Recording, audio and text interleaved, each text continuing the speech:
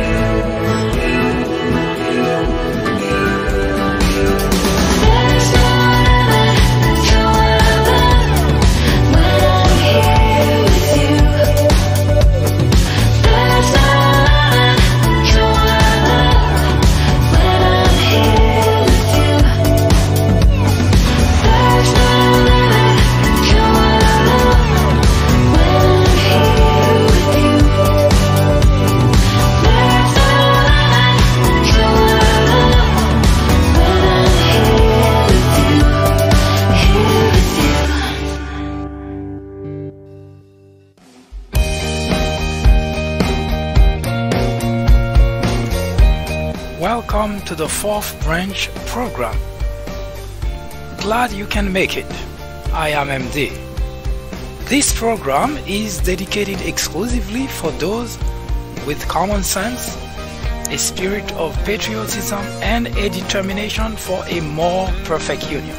Stay tuned as we begin the discussion of a very important, interesting, and enlightening topic. Hope to hear from you soon. Happy listening.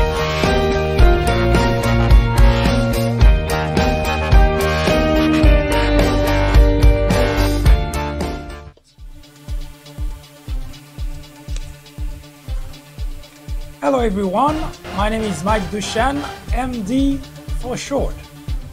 Welcome to the Fourth Branch program. Racism in America is widespread and rampant. It is not a flowery word that is used by blacks, by angry blacks, just because they are tired of the system or just because they don't like whites. Many have already expressed their sentiment to this regard. Mario Balotelli said, racism sprang from ignorance. Tyson Fury said that racism is a sign of ignorance. Joshua Heschel said that racism is man's gravest threat to man. And our contemporaneous John Lewis, who is a congressman in the Senate, said the scars and stands of racism are still deeply embedded in the American society. There is no lack of thought of opinion about racism in America, and yet, in the midst of the 21st century, this is a topic that's not going away. The question is why? Those who have the lever of government or those who control the lever of society, whether private organization, in every aspect of life, had made the systematic decision to keep racism alive. How impossible that sounds. But in fact, it is true. As we continue the conversation on slavery, we will debate and we will show you the roots of racism and discrimination in America and why it is still being used by those who are racist, those who discriminate, to continue to place obstacles, barriers for blacks in America. It is not the product of imaginations of blacks. It is not just a nightmare. It is real, and blacks live it every single day of their lives. And they encounter it in every aspect of interacting in our society. As such, here at the Fourth Branch, we have made it our business to debate that topic as long as it takes until we get rid of racism and discrimination in America. Hi, I am MD, host of the Fourth Branch program. War on Blacks is a new topic added to the Fourth Branch programming in order to discuss the intricacies, the complexities of race relations in America. The goal is threefold. 1. To bring attention to the various forms of prejudice, discriminations, and racism in the country. 2. To expose the undeniable presence of such in every aspect of life and every corner of our society. 3. To extricate us all from the ignorance, the indifference, or the complicity. The ultimate objective is to make the discussions of those issues, racism, prejudice, discrimination, a normal part of our lives. Then, and only then, will we, as a society, be able to eradicate the problem. Martin Luther King Jr. said, "Nothing in all the world is more dangerous than sincere ignorance and conscientious stupidity." Abraham Joshua Heschel exclaimed, "Racism is man's gravest threat to man, the maximum of hatred for the minimum of reason." Join me in the journey to restore equality. Or would you please get out of the way? Thank you.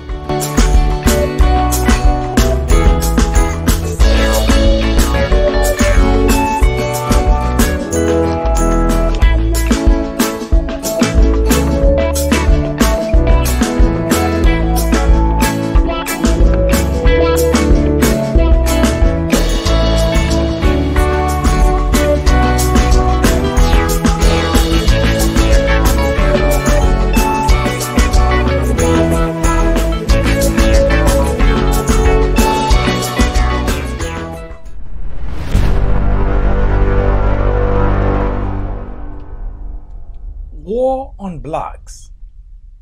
This program is created exclusively to debate race relations in America, to expose the hypocrisy, the racism, the discrimination that is rampant in the country, and yet many have denied its existence.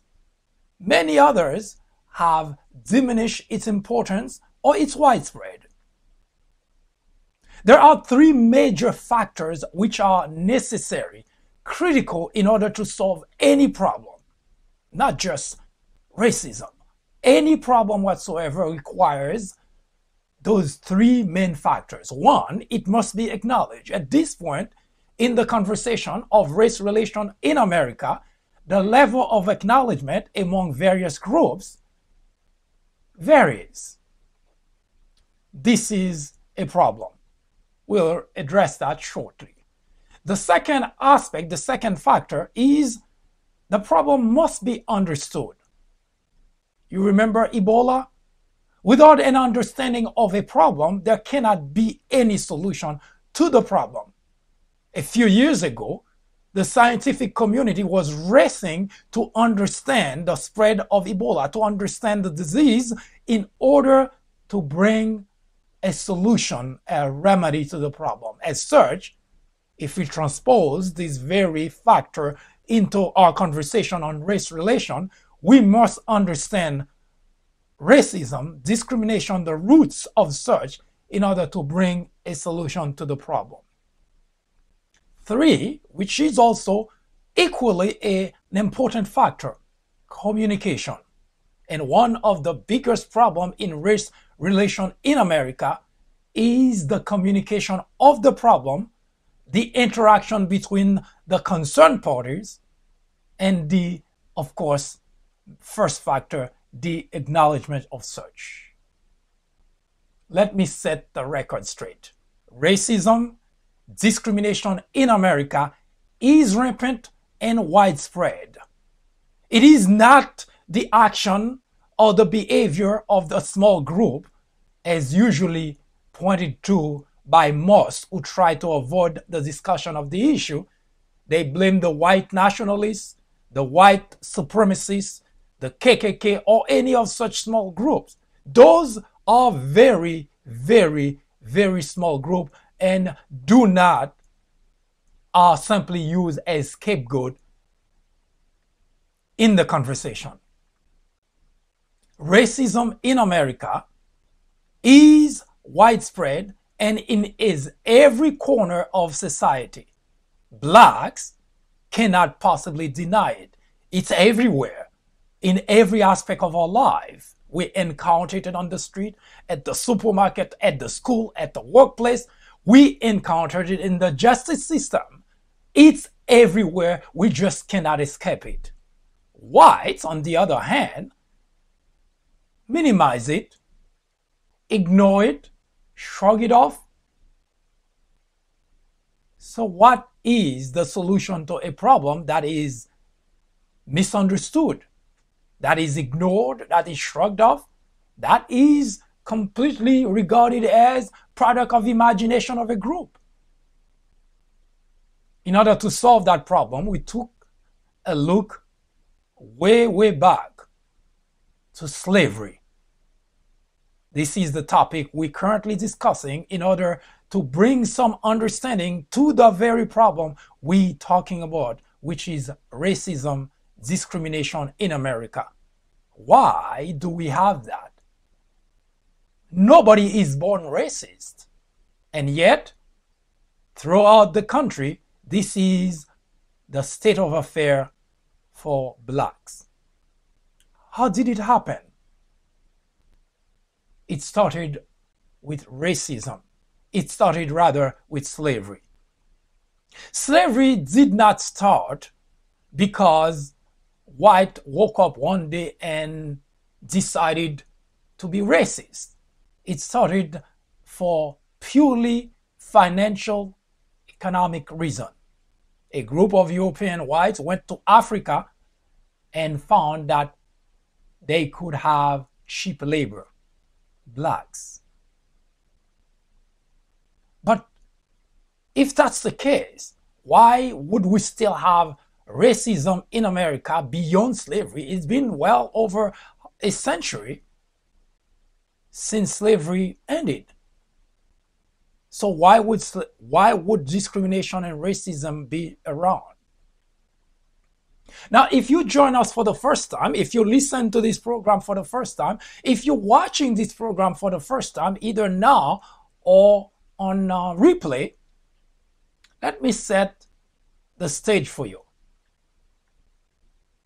War on Black is a program that we created in order to explain the racism and discrimination in America, in order to give an understanding of the roots of the problem, in order to expose those who are still practicing it,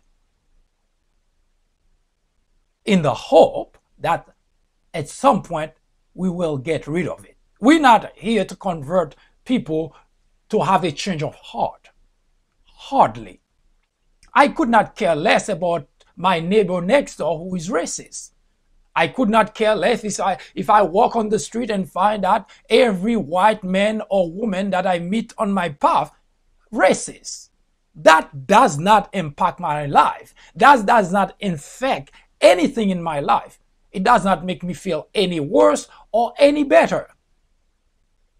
What is of concern to me and should be to any black individual or any decent individual in the nation is institutionalized racism. Institutionalized racism is very different from the racist next door. The racism is a practice, is a behavior, an action towards another individual based exclusively on physical aspect, on external factors, skin color, for instance. Institutionalized racism, on the other hand, is a system which nurtures the behavior, the action, and the language of racism and discrimination. In other words, the system is set in such a way that it condones racism, discrimination, it condones the action, it condones the language, it condones the behavior. Case in point, the President of the United States makes it such that it legitimizes racism in America.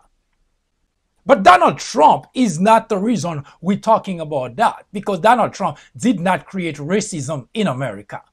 Racism has been around for as long as there has been blacks and white in the world. And since we're talking about America, of course, we focus our attention here.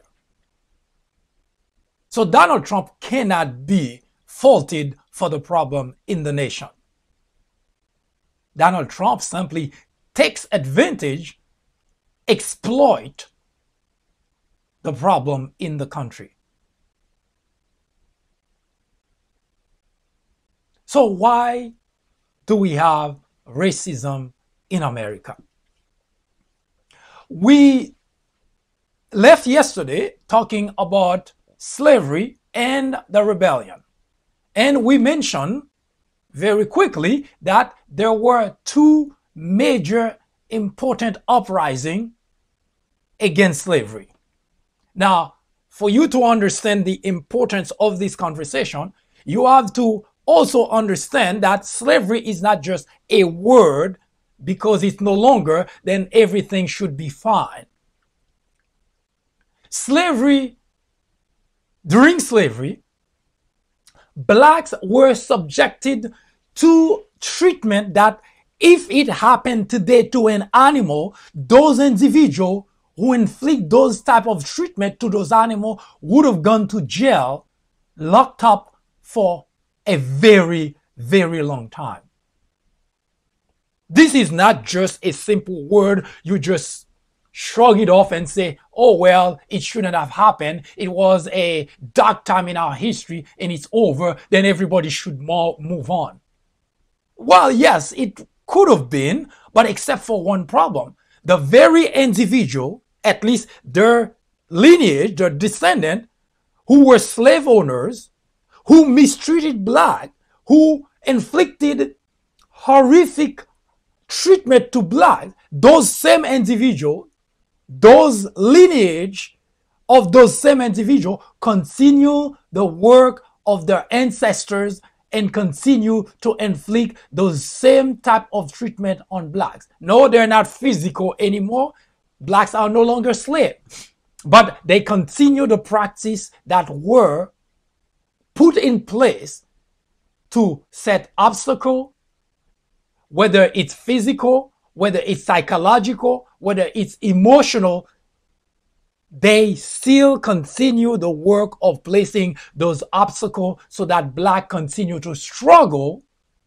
So no, we cannot just shrug off the fact that slavery is over and we should just move on about our business. The first problem needs to be resolved first. Now, during slavery, blacks were subjected to starvation to death, to working 18 hours a day without stopping, and if they showed any sign of fatigue, they would be beat until they bled and still forced to go back on the field to work. And the way that they were beat, they would have both hands and feet pinned down against the floor, sometime which was scorching sun hot. You could not even have your feet on the ground because that's how hot it would be, especially on the bare ground, on dirt.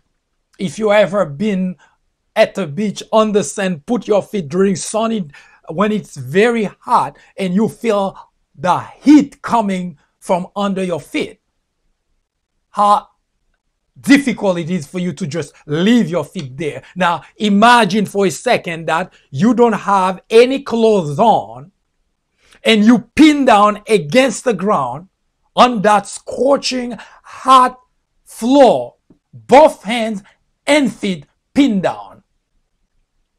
If that's not enough punishment by that the slave owner inflicted on the black, now those individuals were being beat until they bled. No clothes on.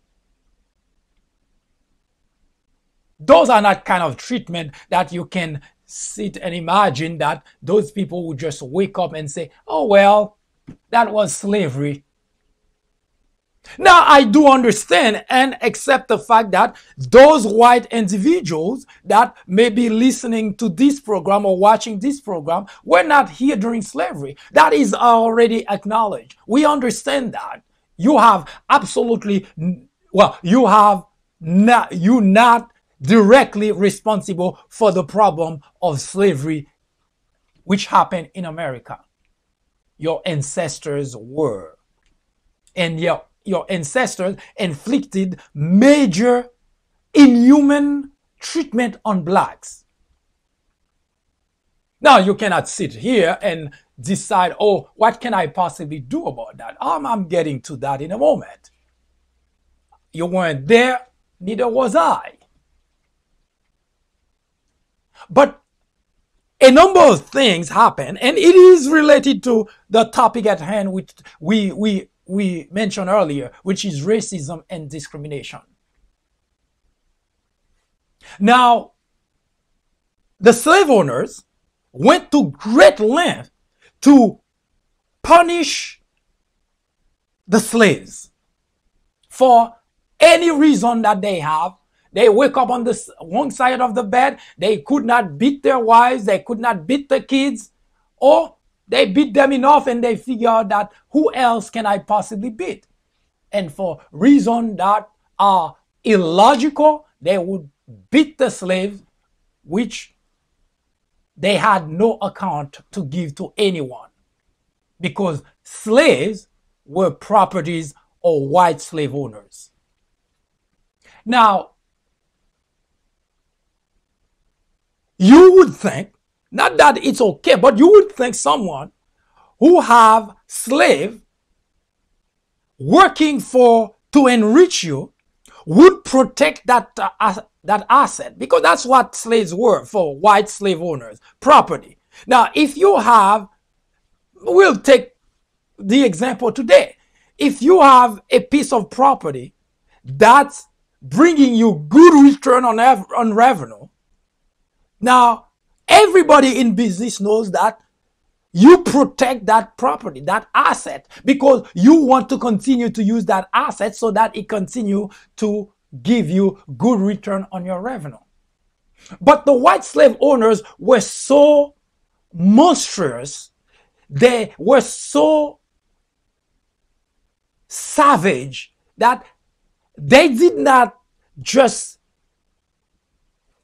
accept the fact that slaves were enriching them, helping them to get richer and richer, but they felt that they had to punish them. They had to do things to them that only, well, even if you were to do it to animals, it would be cruel. But yet they did to blacks. Now,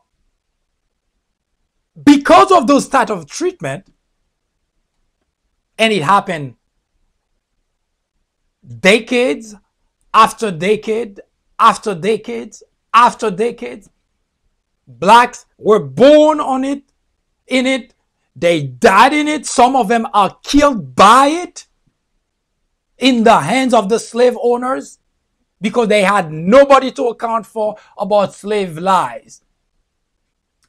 And the irony, which I mentioned before, is the same slave owners who were inflicted such pain on blacks, who kept black slaves, they fought against England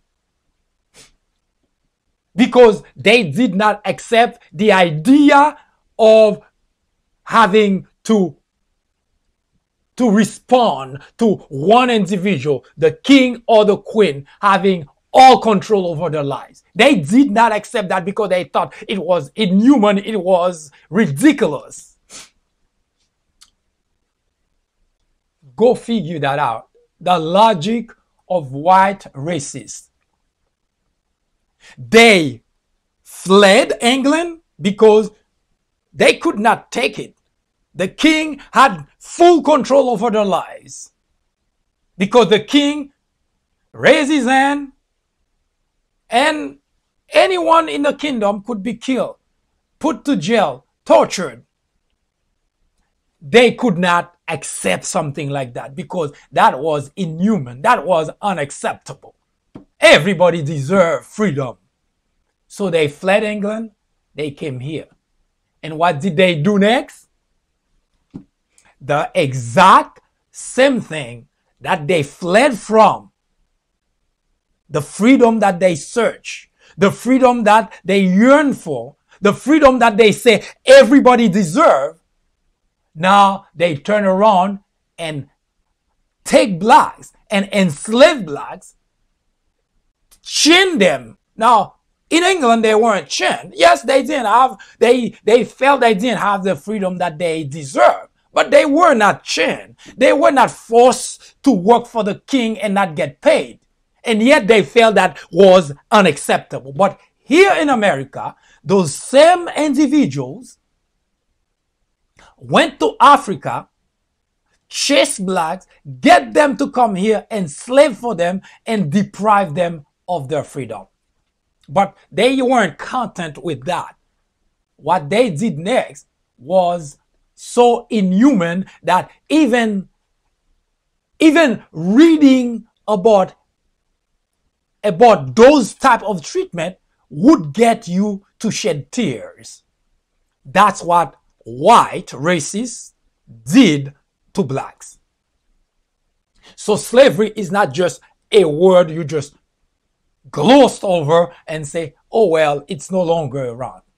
But it's what happened next that makes slavery such an important aspect of our history to go back to and to understand why the whites who are racist, who continue to discriminate, what reason do they have to continue to do that? They are the one who actually inflicted the type of who committed crimes on blacks to the extent that you would consider that mass killing, and yet they the one who label and tag blacks of criminals.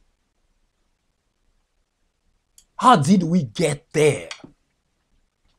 Now, as time went by, blacks obviously could not possibly continue to accept to be treated that way. No human being would. So they start getting some uprising from blacks. Now, there were a few smaller ones which did not get anywhere. In fact, white slave owners were very, very watchful. They not only but they also had guards whose job is to make certain that the slave continue to do the job to enrich them. But if they show any sign that they're not happy with their predicament, well, let me know. I'll take care of that. And what that usually means, beat them to death, starve them to death, and cut their limb, punish them, and still fears on the slave so that they do not do that again.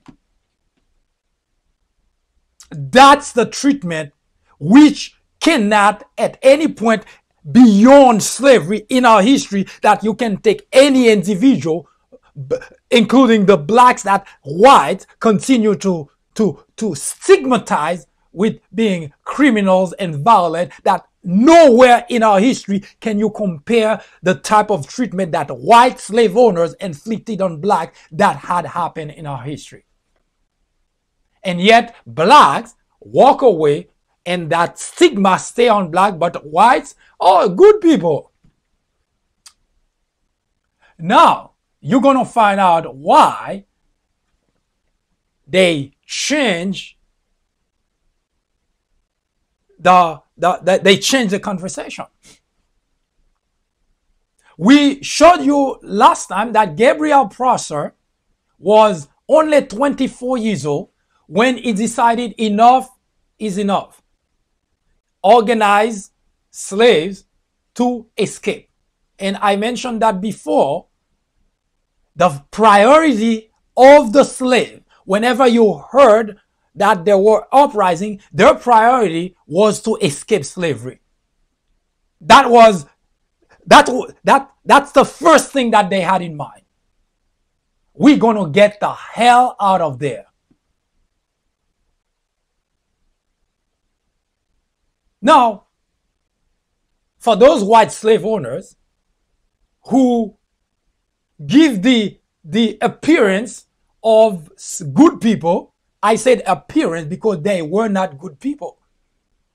The kind of things, the kind of treatment that they inflicted on blacks give no room at any point in history to call white slave owners good people. They were not good people. They had the appearance of good people. They went to church. So in their circle, they took care of families, they took care of wives, they took care of kids, they sent them to school. So by all appearance, those were individual who did what any other individual, men, take care of their families would do. That's the appearance of good people. But when it comes to the kind of treatment that they inflicted on slaves, nowhere in any book can you take that same individual and call that individual a good person. That individual was a monster by the strictest definition of monster. And blacks lived under that monster. Black slaves lived under that monster. Did you know that blacks used to be stamped just like animal? And you know how they do that? They put an iron, put on fire that has the initial of the slave owners. And they pin the black down on the floor. And when the iron was hot enough, and they press it against the skin to mark that individual as belonging to that slave owner. You see a good person in there? Did you know that black used to work 18 hours a day in the field without stopping? They weren't getting paid, they were slaves. And if they showed any sign of fatigue, any sign of illness, they would be beat until they bled. And yet after being beat, they would be put back on the field to work. You call that good person?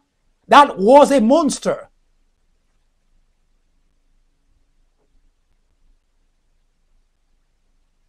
Now, you can understand why, even if you weren't there, if you were put in that predicament, why you would want to escape that predicament. Now, if I tell you, you in that predicament, and you're trying to escape that predicament, and someone gets in your way to prevent you, what would you do?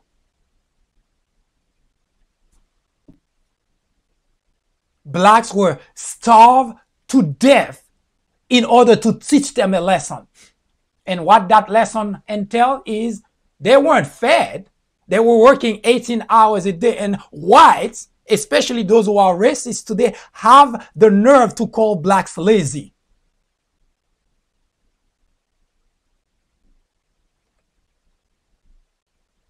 And because they weren't fed,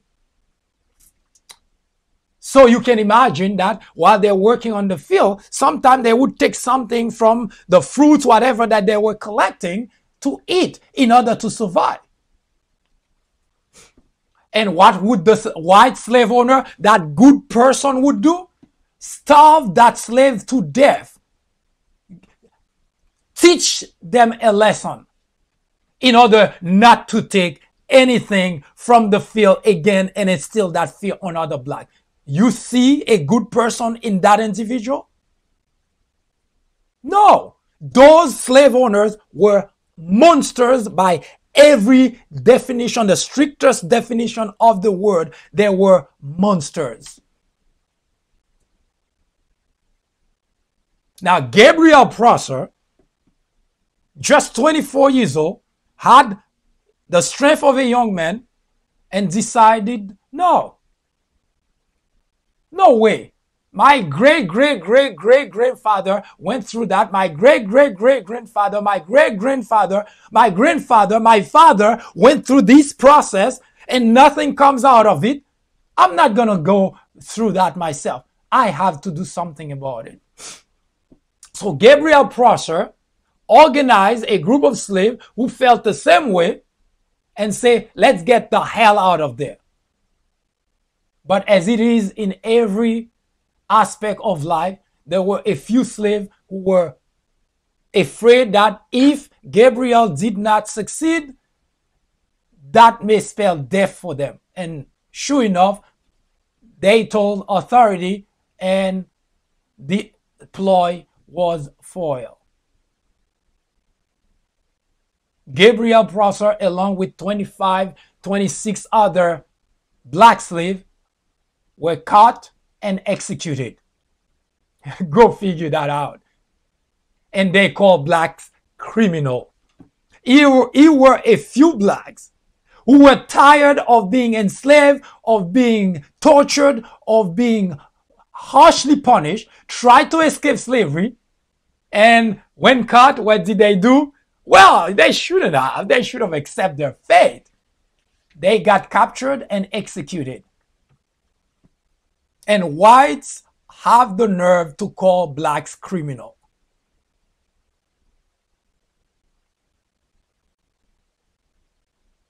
That happened in 1800 in Richmond, Virginia.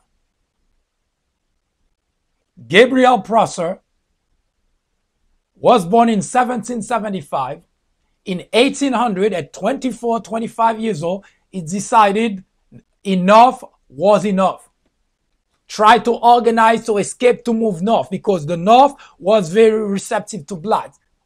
The slavery happened mostly in the south. Caught. Everybody that was caught with him was executed. 1822, Denmark Vesey. He was a slave who purchased his freedom. He slaved for 20 years and purchased his freedom from Captain Vesey. And he used his freedom to learn carpentry. And he did pretty well. In fact, history told us that he did so well that he had his own home. He actually was pretty much hosting slaves to teach them about the Bible, to teach them about freedom. And whites used Denmark Vesey to temper down the heat of uprising from blacks, because they saw Denmark Vesey as a great opportunity. See Vesey, he purchased his freedom. One day you can too.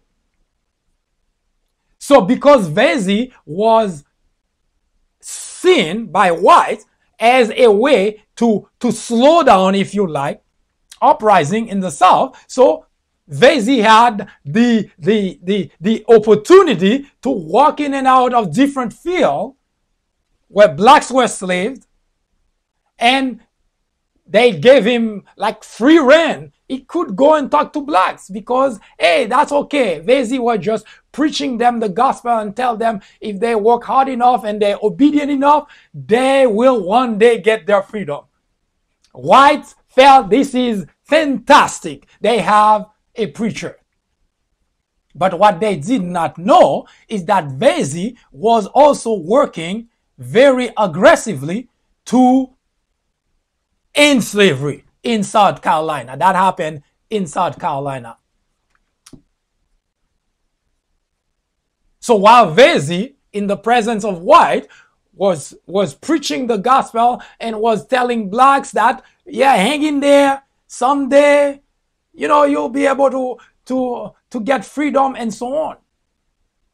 But behind the scene, according to historical record, Vesey used his house to collect weapons because he knew that he would need to fight, well, blacks would need to fight their way out of slavery.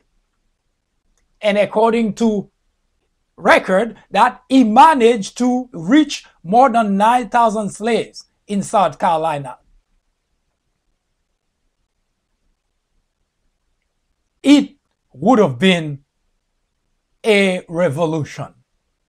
But unfortunately, just like in Gabriel Prosser, a few slaves felt, I'm not going to participate in that, because we remember that there was a slave prior to that that was caught and they killed all of them.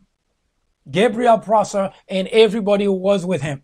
So they got cold feet. And they told their master, and the master related the information to authority. And again, the ploy was foiled by authority. Denmark Vesey and all the other individuals especially those you call the leaders, were caught, tried, and executed, hung publicly. Yes, whites call black criminal, and yet, just for the sake of trying to free themselves from slavery, they executed them. And we are criminals and violent people. What is such a irony in the American society? Those who actually commit the actual crimes are considered good people. What an irony. Now, 1800, Gabriel Prosser, group of blacks who tried to reach slavery, got caught, executed, hung publicly because they wanted to teach other blacks that lesson, that if you try to escape slavery, because it's so good, why should you try to escape slavery? It's just really small punishment, starving you to death, beat you until you bled, work you 18 hours a day. Why are you escaping for? Denmark Vesey tried in 1822. The second major organized uprising by a black slave leader, again foiled, no thanks to other slaves who got cold feet. So blacks caused other blacks death because they got cold feet.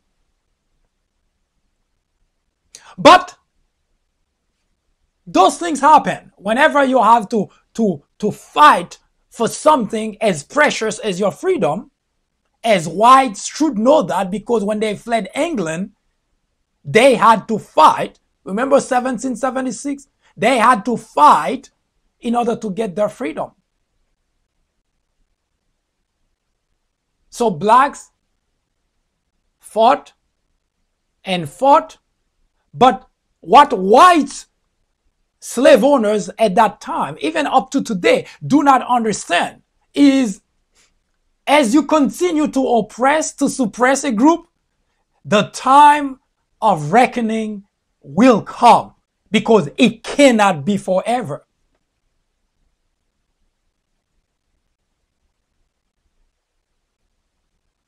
Those words should sound very scary, because time of reckoning, no matter how much oppression, no matter how much a group tried to suppress another group, there is always going to be the time when the group that's being suppressed will gather enough strength, enough steam, and will have enough angry people to put an end to it. And the end will never be pretty.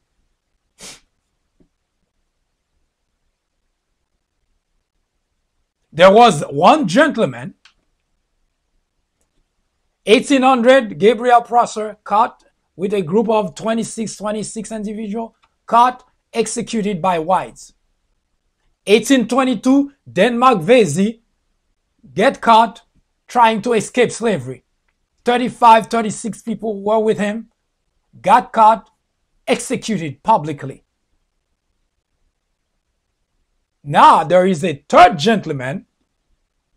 As you can see, if you follow history, you can see that what you do to people to force them to accept those kind of oppression will never work, because it will happen again and again and again until it ends. You just cannot keep any individual oppressed for long. It will end eventually. So any white individual who is now on his or her high horse, thinking that racism and discrimination in America ought to be forever, be warned. It cannot be. Because no individual will ever accept to permanently be oppressed because it is not acceptable by any living organism to live that way. So Gabriel Prosser was caught, killed, 1800. 1822, Denmark Vesey was caught, executed, killed. Now, you think that would have put an end to it, right? No, because it was slavery and nobody wanted to be slaves. Now, one person come, and that, you want to hear about that, because when you deliberately decide to oppress a group, to cut out deliberately, to put obstacles, to prevent that group from advancing, the first thing that slaves tried to do is get out of slavery. Gabriel Prosser was doing that in 1800. He fell. In 1822, Denmark Vesey was trying to do that. Exactly that. Because they were trying to get the hell out of slavery. Caught, executed. Now, Nat Turner had a very different idea. Now, pay close attention as it moved from, we just want to get the hell out of there because slavery was not acceptable. The primary focus was, guess what? Leave the South. Move to the North because blacks were welcome there. Now, you're going to find out that when you try to get on the way of people that you're doing harm to, and every time that they try to escape that harm, and you come and say, no, you should accept it, stay tuned. You're going to see that the next slave that decides to go about the way of Gabriel Prosser and Denmark Vesey had a different idea. And you're going to see why today we have racism, discrimination in America, and you're going to see why whites start calling blacks violent and criminal. You don't want to miss that. Hi, I am MD, host of the Fourth Branch program. War on Blacks is a new topic added to the Fourth Branch programming in order to discuss the intricacies, the complexities of race relations in America. The goal is threefold. 1. To bring attention to the various forms of prejudice, discriminations, and racism in the country. 2. To expose the undeniable presence of such in every aspect of life and every corner of our society. 3. To extricate us all from the ignorance, the indifference, or the complicity. The ultimate objective is to make the discussions of those issues, racism, prejudice, discrimination, a normal part of our lives. Then, and only then, will we, as a society, be able to eradicate the problem. Martin Luther King Jr. said, "Nothing in all the world is more dangerous than sincere ignorance and conscientious stupidity." Abraham Joshua Heschel exclaimed, "Racism is man's gravest threat to man, the maximum of hatred for the minimum of reason." Join me in the journey to restore equality. Or would you please get out of the way? Thank you.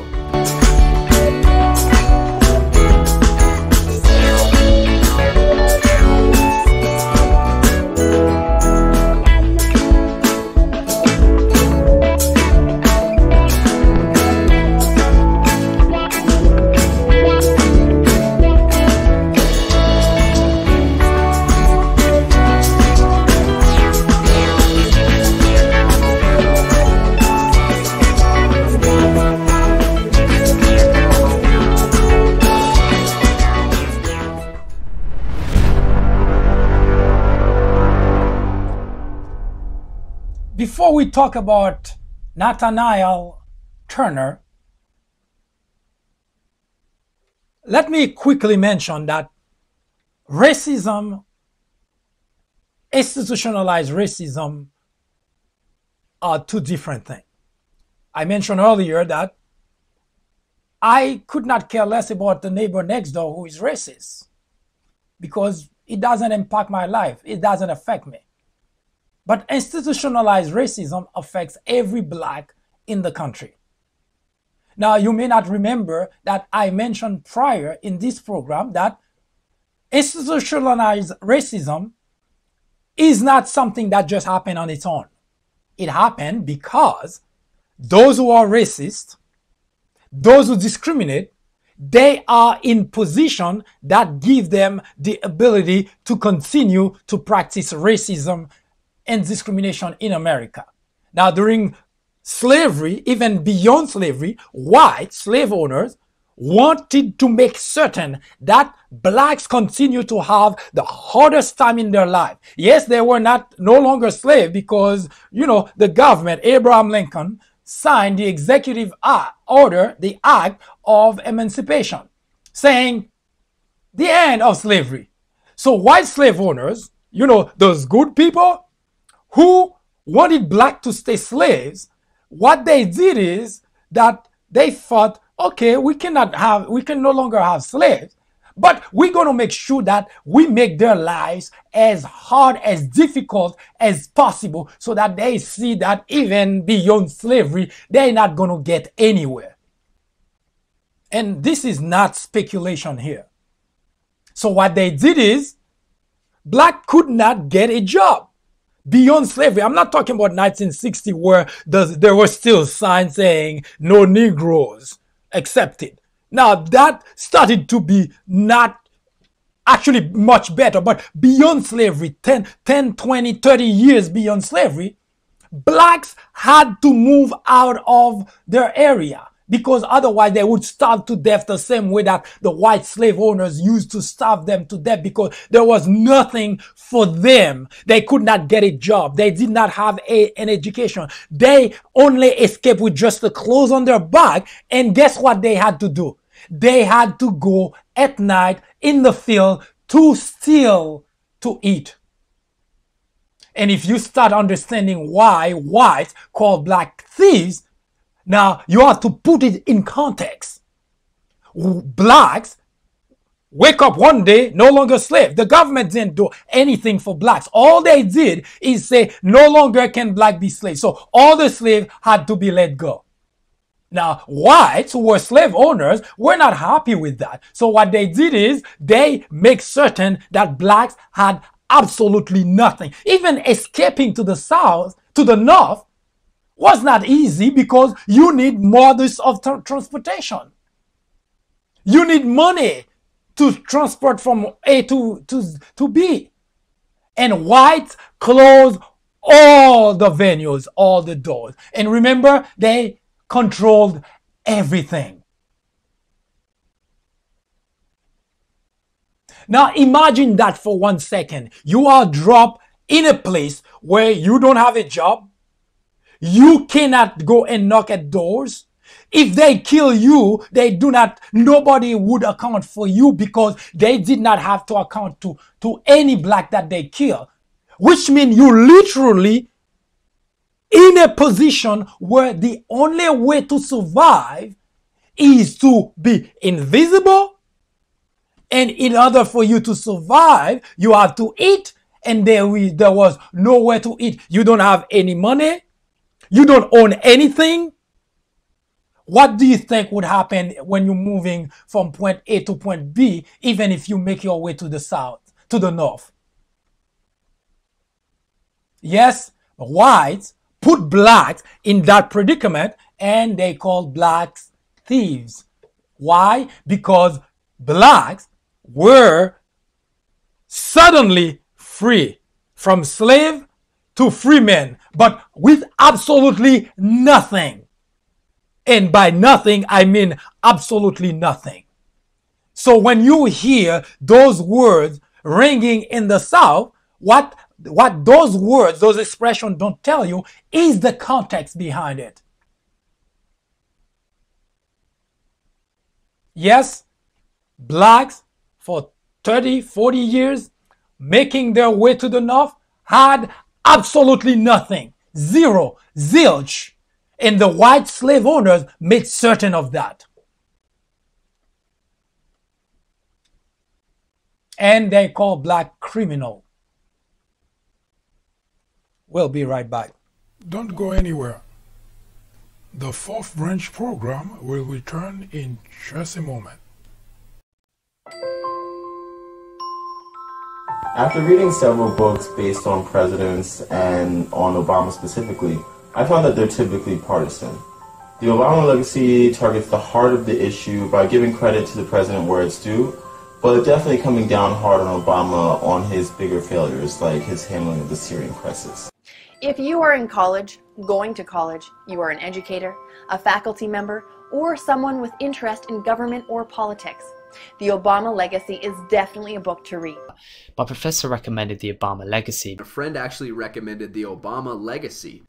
I would highly recommend this book for anyone, whether for academic use or leisure reading. I would recommend this book to anyone out there searching for an impartial and unbiased look into Barack Obama's tenure as president. I would definitely recommend this book as a good read for both liberals and conservatives.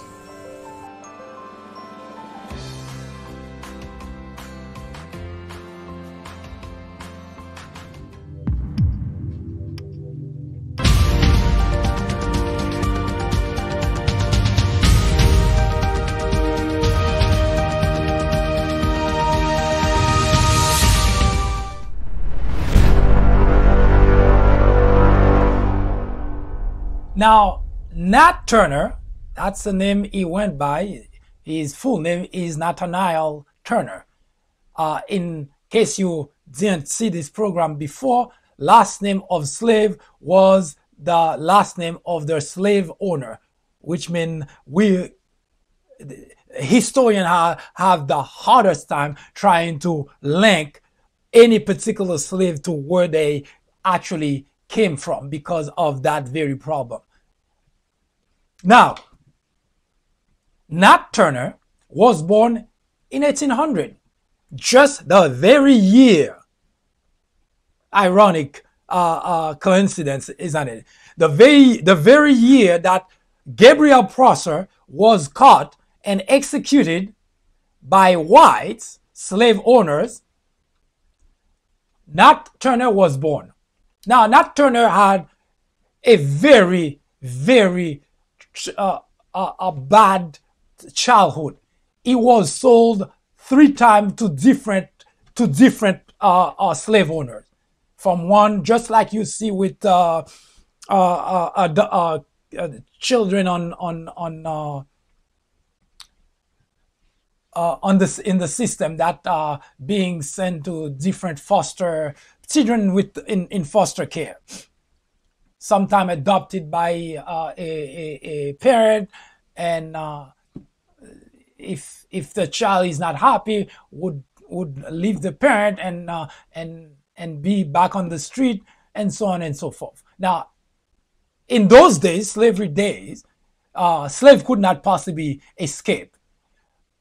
So Nat Turner had, and he wasn't alone, by the way, but he was one of the slaves during his childhood that was sold from one slave owner to the other.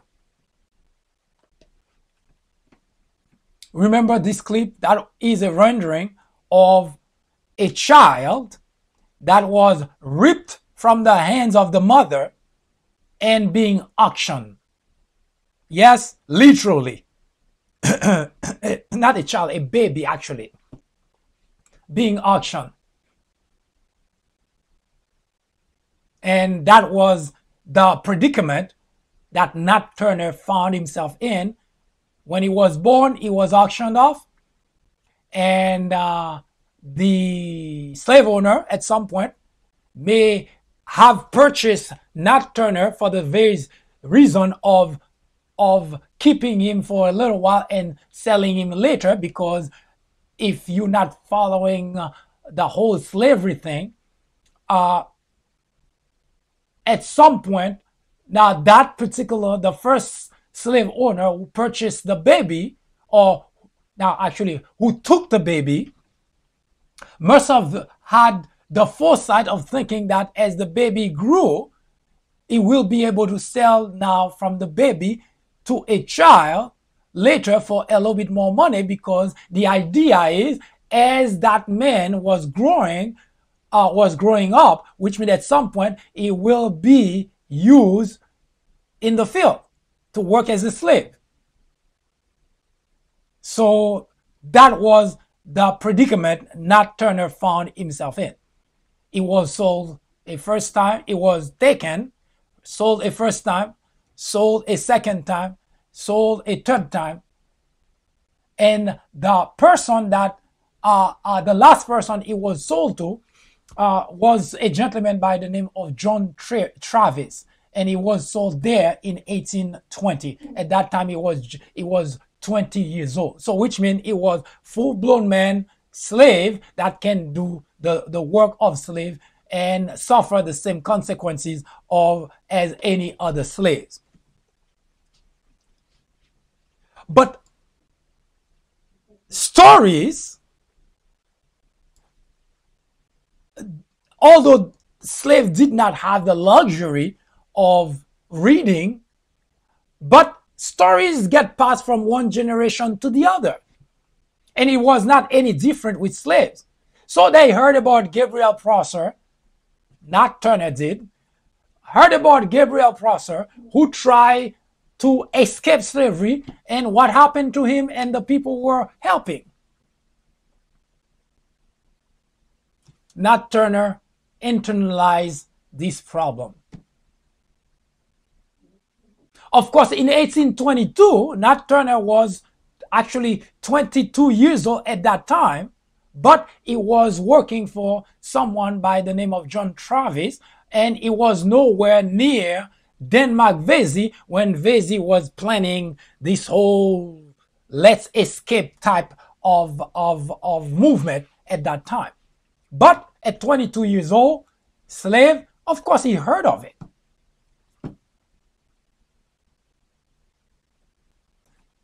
Nat Turner was in Virginia. Denmark Vesey was in Charleston, South Carolina. Now, those are states that are somewhat close. But the story really goes back and forth through different regions in the South, because a lot of the slaves were also allowed to move from one plantation to the next. So story get carried from one group of slaves to the other. So Nat Turner heard stories. Of course, those two major uprisings that I just mentioned were not the only one, but they were the major one that happened that could have turned into something had the slave who got cold feet not go and turn those leaders up rather. So Nat Turner had a very different idea. Remember I mentioned earlier, when you have people who are being oppressed and want to get out of the oppression, and if you were smart enough to either let them or help them, then things would have been very different. But instead, white slave owners felt things were too good for them to let slave walk away. I mean, come on. We are punishing you. We are getting rich on your back, and you want to end that? That's the irony of our society, where the people who were victimized are the ones that are called to judgment. Blacks were literally victimized over and over for centuries by whites, but whites turned the table and called blacks criminal, violent thieves. That's why it started in the South, and you're going to see why. White seize on opportunities now to turn the table and say, blacks are the problem, not us. We were killing them, we were executing them, we were torturing them, we're starving them to death, but they're the real criminals here. And the reason they succeeded also is because they controlled everything. Now, Nat Turner, a slave, learned from those who failed,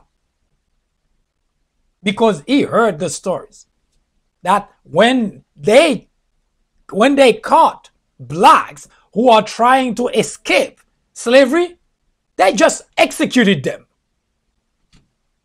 We're not talking about people who committed crime here. We're talking about people who were enslaved, people who were being tortured, starved to death, worked 18 hours, and beat until they bled. Those people were trying to escape that. And when they got caught, they get executed for it. And you talk about blacks being criminals. Folks, let's set history, let's set the record straight for those who do not know history. Because it's always ironic that those who are victimized continue to be victimized by a system put in place by those who actually victimize them. So the record had to be set straight as we discuss this very problem in America. Because whites, those who are still racist here, who still discriminate, get on their high horse to accuse blacks of everything they and their ancestors did, which are criminal to black. So we cannot gloss over that as if those things never happened, as if it's okay, because it's not. Because blacks continue to be victimized by the very individual that their lineage, their descendant, continue to victimize blacks for what their ancestors did, which were wrong to blacks to begin with.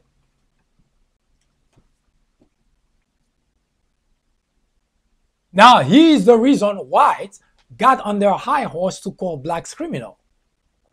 Nat Turner, after learning what had happened to Gabriel Prosser,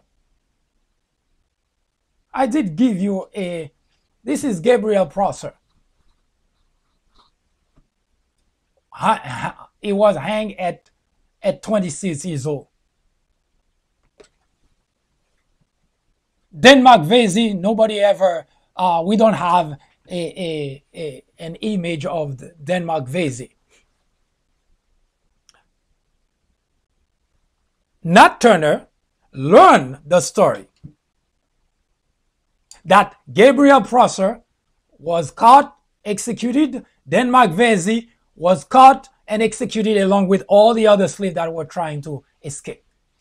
Nat Turner say,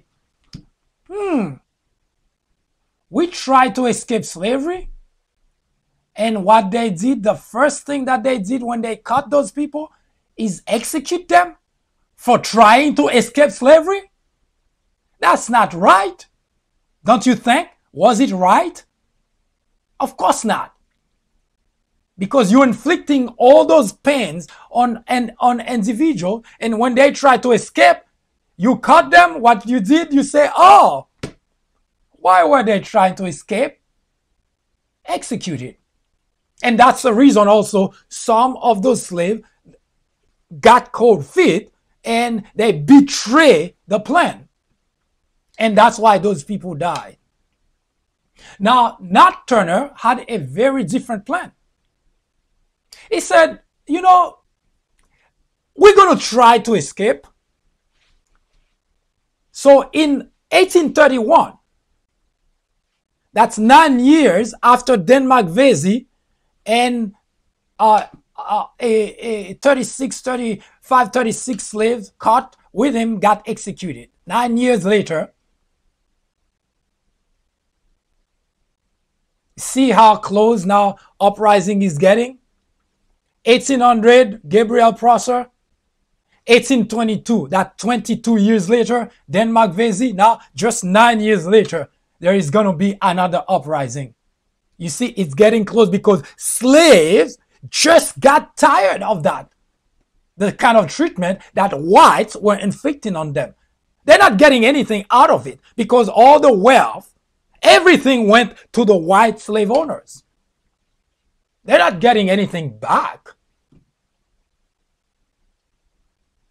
In fact, Denmark Vesey was one of the few lucky ones who could purchase his freedom.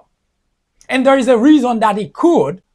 And we will get back to that at some other point because we want to get to the meat of Nat Turner, a strategy to get out of slavery. Nat Turner think trying to just walk away would not work because it looks like whites do not care that they doing bad to us, and when we try to escape they cut us. What they do is just kill us. So why should we just walk away? So Nat Turner came with a brilliant plan. His rebellion was not going to be just like Gabriel Prosser or Denmark Vesey, meaning just walk away. His plan was, let's make certain that those who are causing us harm, let's make certain they understand that. So the first thing Nat did, he went to the last slave owners who purchased him in 1820 and killed the whole family.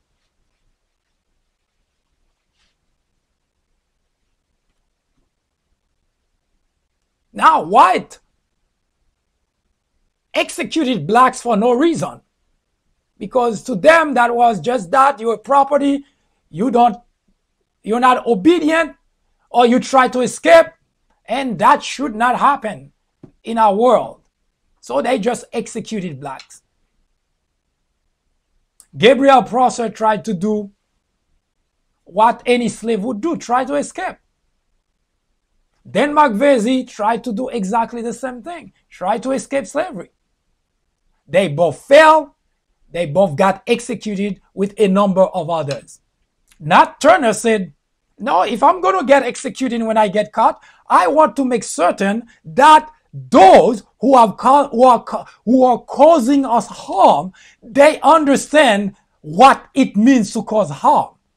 So he had a different way of life, a different strategy. Now, I must say, in all fairness, Nat Turner did not set out to kill to go about killing for no reason. What the plan was, he killed the slave owners, John Travis, with the whole family. The idea was, the plan was, by killing John Travis and family, not only he had the property to continue with the plan, but because John Travis and family would not be around, so he could use the property that they had so that the slave could have a place to continue the strategy of going to different areas and clean the area so that they could make way to escape. That was the plan. But unfortunately, Nat Turner was not as well organized as Denmark Vesey or Gabriel Prosser, or better yet, the other slaves who joined in Nat Turner felt that they too should go out and start killing the whites that were causing them harm in their families. So there was a complete disorganization.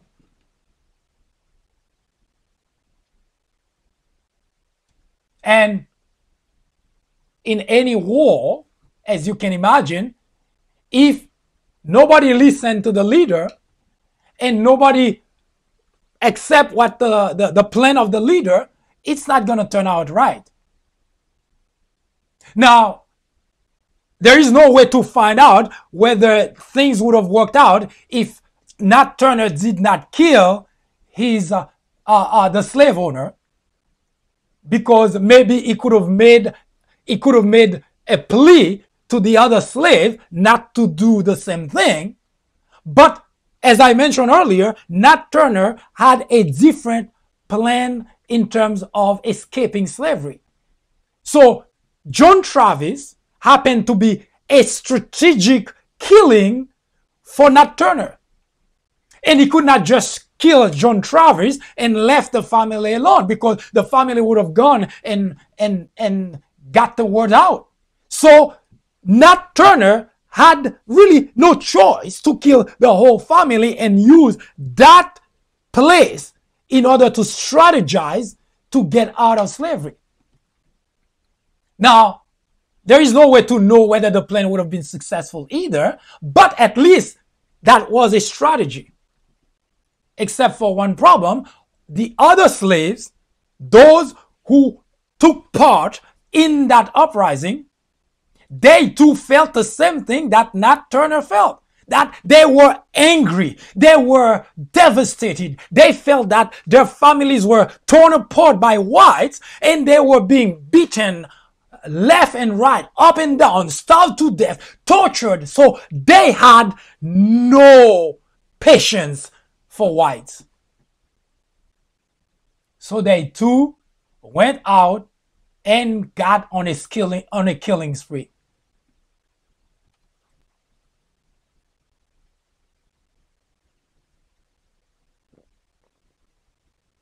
At the end of the day, they found that up to 51 whites were killed in the near proximity of where that gathering for the escape happened. Because when you gather slaves who were that angry, they feel, you know what, you kill your slave owner, we should too, because we weren't happy with him either. So they went into a killing rampage.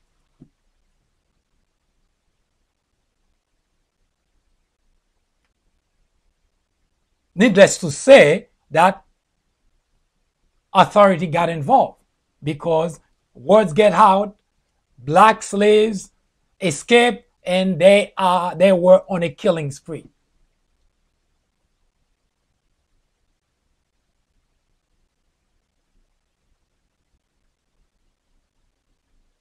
The plan failed, was aborted.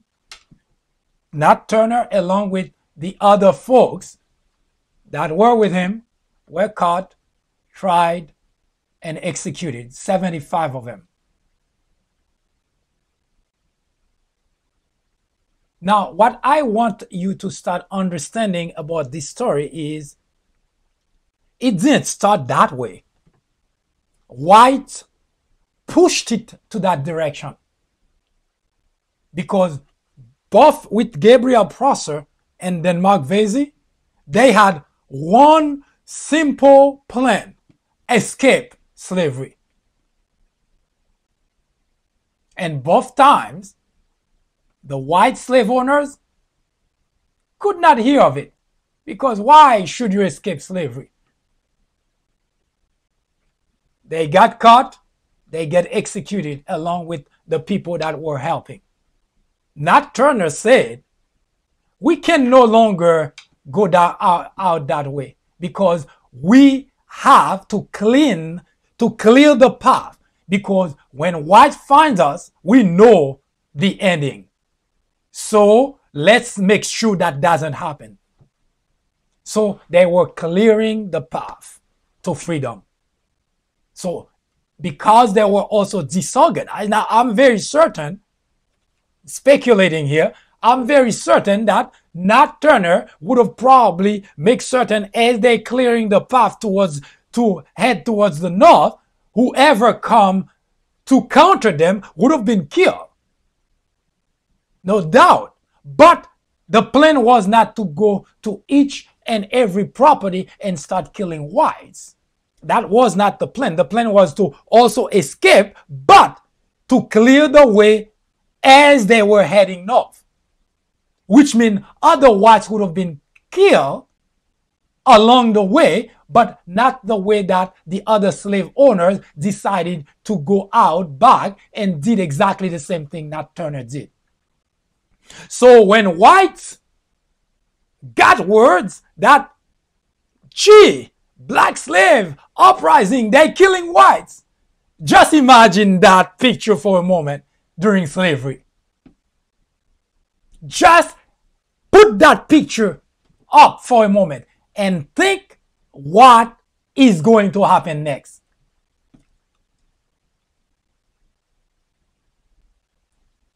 Nat Turner changed everything.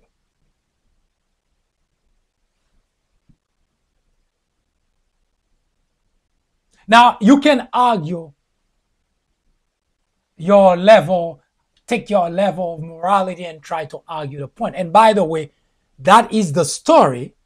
Interestingly enough, those are the type of stories that whites in the South, who are still racist, who still discriminate, that's the type of story that are passed down to them without context, and that's why blacks are criminal. That's why they label blacks as criminal. Now, when whites were executing blacks for no reason, oh, that's okay because, well, they had the right to do that. But when blacks decided that enough was enough and go and now try to start clearing the field so that they can reach freedom, oh, blacks, they're criminal people, they're violent. So whites today in the South, and of course now they all over the place, they were passed down stories without any context as to why, as to blacks went into a rampage killing whites. They were slaves, they were mistreated harshly, and they were clearing their way to freedom because they tried twice peacefully. And what did the whites do? Captured them and executed them.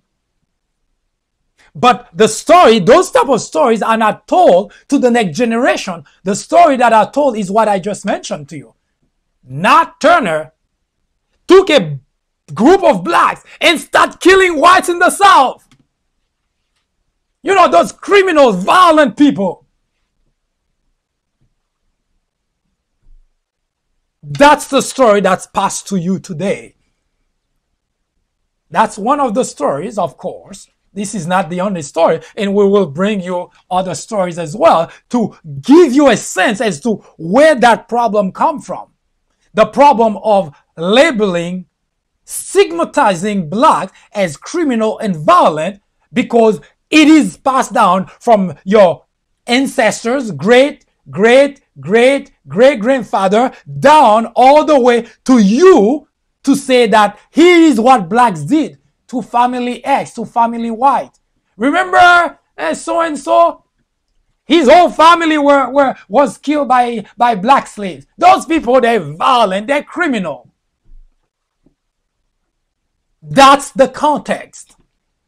The context that whites, for centuries, torture blacks, beat them, stamped them, starved them to death, executed them, And then when blacks decide it's time for freedom, now the story you're getting is blacks killed the whole Travis family.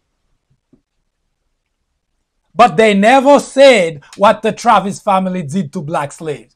That's the story you're getting, half the story.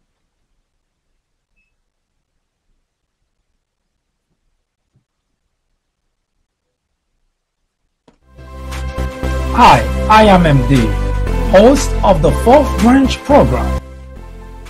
War on Blacks is a new topic added to the Fourth Branch programming in order to discuss the intricacies, the complexities of race relations in America. The goal is threefold. 1. To bring attention to the various forms of prejudice, discriminations, and racism in the country. 2. To expose the undeniable presence of such in every aspect of life and every corner of our society. 3. To extricate us all from the ignorance, the indifference, or the complicity. The ultimate objective is to make the discussions of those issues, racism, prejudice, discrimination, a normal part of our lives. Then, and only then, will we, as a society, be able to eradicate the problem. Martin Luther King Jr. said, "Nothing in all the world is more dangerous than sincere ignorance and conscientious stupidity." Abraham Joshua Heschel exclaimed, "Racism is man's gravest threat to man, the maximum of hatred for the minimum of reason." Join me in the journey to restore equality. Or would you please get out of the way? Thank you.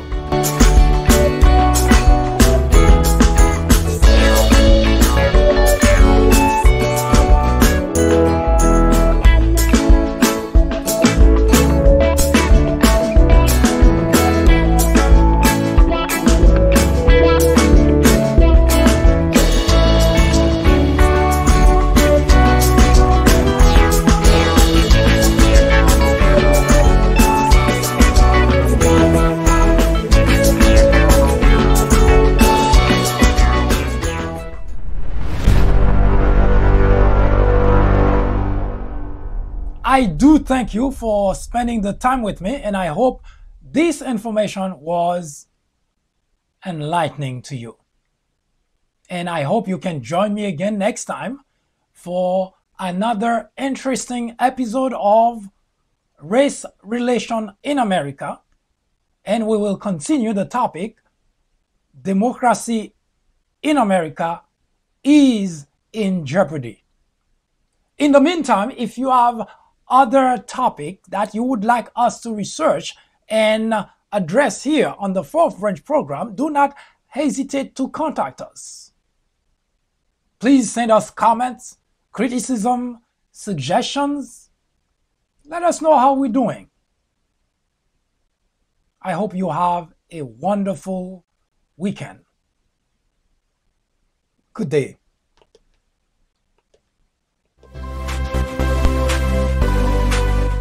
I am MD, host of the Fourth Branch program, inviting you to join me every Saturday at 10:30 a.m. and every weekday at 2 p.m. for discussions of social political issues and to dissect the meaning and the importance of current events, as well as to understand topics of legislations. The Fourth Branch Project is not associated with any political party, and we at the Fourth Branch do not have any political agenda or aspiration. Our ultimate objective is to work towards achieving a more perfect union by removing ignorance, the biggest obstacle to our democracy. Join me on our next social media broadcast. See you then.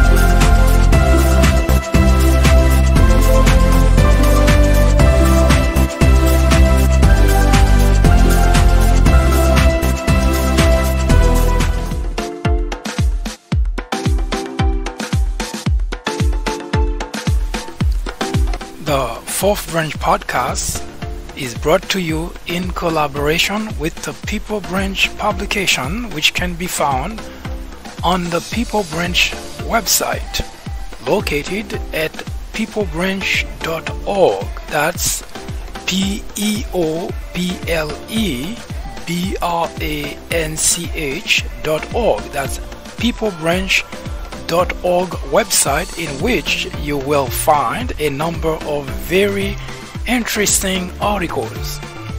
My name is Mike Duchesne, MD for short. I hope you have a great afternoon or a great evening, whichever it happens to be. Hopefully you can join me again next time for another interesting episode of this podcast. That was the Fourth Branch, live from New York. Good day.